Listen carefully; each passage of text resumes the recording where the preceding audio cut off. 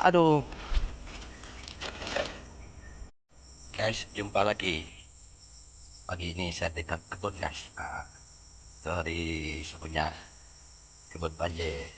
Saya ada menanam bubu guys. Saya tengok hari ini. Masa itu tidak dapat saya pergi menengok saya punya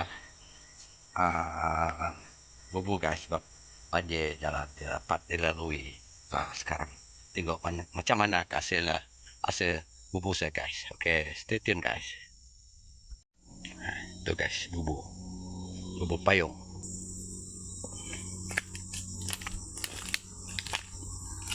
Ada sungai dekat saya punya kebun sawit guys. Kita tengok ada tidak hasil. Ya.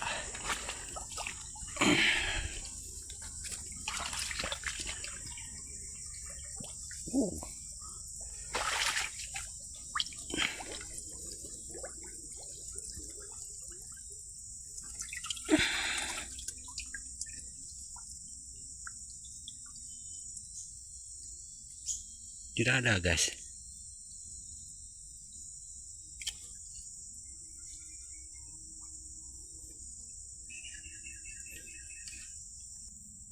Kita tengok bubu yang kedua guys.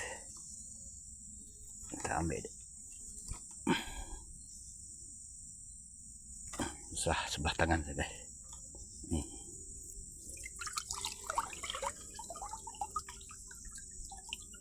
Ayo.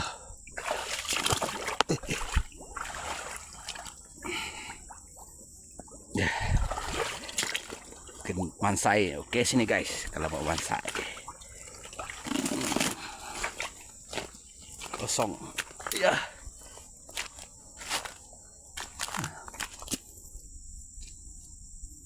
Tengok, apa bubu apa nih? Bubu belat guys, apa bubu baring? Ada orang cakap.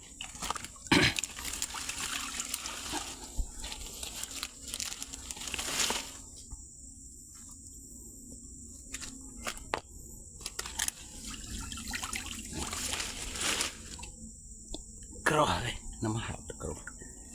Aduh.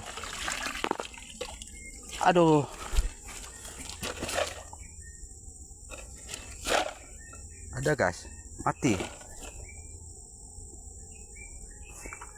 Aduh.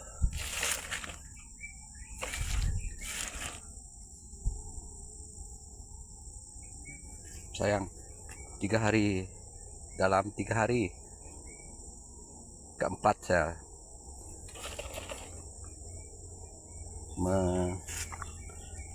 mengambil ini guys, udah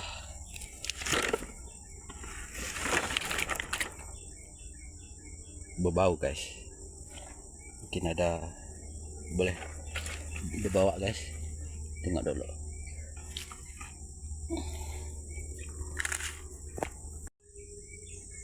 Ini keadaan saya guys. Keadaan sungai apabila dia air hujan datang guys, dia memenuhi anak sungai ini. Itu dalam 4 hari saya menahan. Hari ketiga tidak dapat saya melalui kebun saya ini guys, sebab banjir kok jalan untuk memasuki kebun saya guys.